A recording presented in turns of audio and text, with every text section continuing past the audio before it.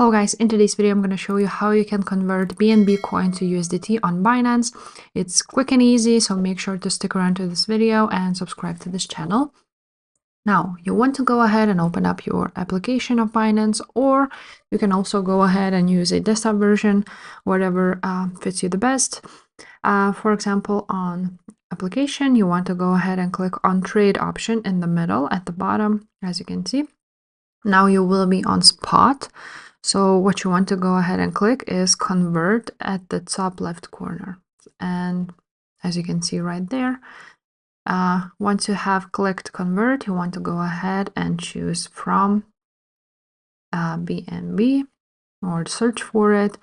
And after that, you're gonna go ahead and convert your coin. I'm just gonna write down the maximum. And that's how you convert them. As you can see, there are some restrictions, so you can go ahead and change USDT to USDC, and that's how much you will get from BNB. So if this video was helpful, guys, make sure to subscribe, and I will see you next time. Bye.